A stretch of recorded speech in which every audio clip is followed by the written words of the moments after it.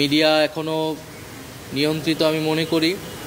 Media DGFI আগে যেভাবে media নিয়ন্ত্রণ করত, বিভিন্ন নিউজ প্রকাশ করত, এখনও সেই চর্চা রয়েছে। রাজনৈতিক দলের নিয়ন্ত্রণ রয়েছে, বিভিন্ন কর্পোরেট প্রতিষ্ঠানের নিয়ন্ত্রণ রয়েছে। যেই প্রত্যাশা আমাদের ছিল, যদিও আমিও দায়িত্বে ছিলাম, সেই অনুযায়ী কিন্তু মিডিয়ার সংস্কার হয়নি। পুলিশ, র্যাব, বিজেপি, সেনাবাহিনী, যত বাহিনীর যে সকল সদস্যরা এই হত্যাকাণ্ডে, নির্যাতনে, গুমে অংশগ্রহণ করেছে এবং যাদের নির্দেশনায় এগুলো সংঘটিত হয়েছে, শেখ হাসিনা, স্বরাষ্ট্রমন্ত্রী ওবায়দুল কাদের সহ, তাদের যাতে কঠোর শাস্তি দেওয়া হয়।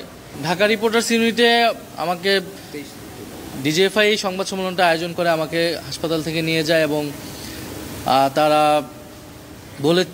বলেছিল যে আন্দোলনে বিএনপি জামাত ঢুকে নাশকতা করছে। আমরা আন্দোলন সমাপ্ত ঘোষণা করছি, যেহেতু সেদিন সরকার কোটার প্রজ্ঞাপন দিয়েছিল। কিন্তু আমরা বলেছিলাম যে এই প্রজ্ঞাপন দিলেও এই কোটা সংস্কার, এত রক্তের উপর দাঁড়িয়ে কোটা সংস্কার আমরা মানছি না এবং আমাদের ভাইদের বোনদের হত্যার দাবিতে এই আন্দোলন চলমান থাকবে। বিরোধী রাজনৈতিক নেতাকর্মী সহ আন্দোলনকারীদের যাদের গ্রেফতার করা হচ্ছে, আমরা তাদের মুক্তির দাবি জানিয়েছিলাম। আয়নাঘর ছিল ডিজিএফআইয়ের, যেটা প্রথমে আমাকে গুম করে সেখানে রাখা হয়েছিল। পরবর্তীতে ডিবি অফিসে আমাদের নানাভাবে আমাদেরকে নির্যাতন করা হয়েছে, মানসিক, শারীরিকভাবে আমাদের অভিভাবকদেরকে হেনস্থা করা হয়েছে এবং একটা পর্যায়ে তারা নারী সমন্বয়কদেরকে আরও গ্রেফতার করে আনার হুমকি দিয়েছে এবং একটা পর্যায়ে তারা আমাদেরকে হুমকি দিয়ে জোরপূর্বক আমাদের দেশেই লিখিত বক্তব্যটি পাঠ করায়, মোবাইলে ভিডিওটি ধারণ করে পরে সেটি মিডিয়াতে ছড়িয়ে দেয় এবং প্রধানমন্ত্রীর দপ্তরে আমাদেরকে নিয়ে যেয়ে আমরা সমঝোতা করেছি, এরকম একটা দৃশ্য জনগণকে দেখাতে চেয়েছিল। আমরা তখন অনশন শুরু করি এবং বাইরে যেহেতু রিট হয়েছিল, আইনজীবীরা আন্দোলন করছিল, আমাদের শিক্ষকরা এবং সাধারণ মানুষ আন্দোলন করছিল আমাদের মুক্তির দাবিতে, সেই প্রেক্ষাপটে আমাদেরকে তখন ডিবি ছাড়তে বাধ্য হয় এবং ছেড়ে আমরা আমাদের অবস্থান তখন পরিষ্কার করেছিলাম। প্রথমে আমি তো পরবর্তীতে সরকারের দায়িত্ব থাকা অবস্থায় সে ডিজিএফআই হেডকোয়ার্টার, সেই আয়নাঘরে আমি নিজে গিয়েছি। যেই রুমে আমাকে রাখা হয়েছিল আমি আইডেন্টিফাই করতে পেরেছিলাম। ফলে আমাকে গুম করা হয়েছিল।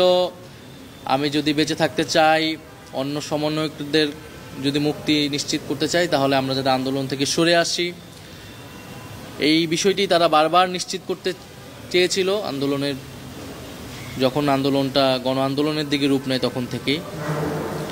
ফলে আমার আদালতের কাছে এটাই প্রত্যাশা থাকবে, যাতে এখানে যারাই এই ঘটনার সাথে জড়িত, আমি গতকালও যেটা বলেছি, আজকেও পুনর্বক্তে করছি, পুলিশ, র্যাব, বিজেপি, সেনাবাহিনী, যত বাহিনীর যে সকল সদস্যরা এই হত্যাকাণ্ডে, নির্যাতনে, গুমে অংশগ্রহণ করেছে এবং যাদের নির্দেশনায় এগুলো সংঘটিত হয়েছে, শেখ হাসিনা, স্বরাষ্ট্রমন্ত্রী ওবায়দুল কাদের সহ, তাদের যাতে কঠোর শাস্তি দেওয়া হয়, আমাদের এটাই প্রত্যাশা থাকবে, যাতে দেশবাসী, যারা আন্দোলনকারী, যারা আন্দোলনে হতাহত হয়েছে, তারা সবাই ন্যায় বিচার পায়। আমি 18-19 তারিখের কথাটা বলছি। আবার বিভিন্ন সময় পত্রিকায় বা বিভিন্ন কয়েকটি ইলেকট্রনিক মিডিয়া আন্দোলনের পক্ষে অবস্থান নেওয়ার চেষ্টা করেছে, বিশেষত অনেক সাংবাদিক ফিল্ডে তারাও। ফলে সেখানেও আসলে ফ্যাসিবাদের পক্ষ যেমন ছিল, আবার ফ্যাসিবাদের বিরুদ্ধে অবস্থানও ছিল। কিন্তু মিডিয়া, যেই প্রত্যাশা আমাদের ছিল, যদিও আমিও দায়িত্বে ছিলাম, সেই অনুযায়ী কিন্তু মিডিয়ার সংস্কার হয়নি এবং মিডিয়া এখনও নিয়ন্ত্রিত আমি মনে করি। মিডিয়া ডিজিএফআই আগে যেভাবে মিডিয়া নিয়ন্ত্রণ করত, বিভিন্ন নিউজ প্রকাশ করত, এখনও সেই চর্চা রয়েছে।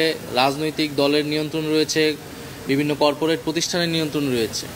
আমি যেই সময়টুকু দায়িত্ব পেয়েছিলাম, আমি আমার পক্ষ থেকে গণমাধ্যম সংস্কার কমিশন করেছিলাম। তাদের দায়িত্ব ছিল এই পুরো বিষয়টাকে সংস্কার প্রস্তাবনা করে সরকারের মাধ্যমে এটা বাস্তবায়ন করা।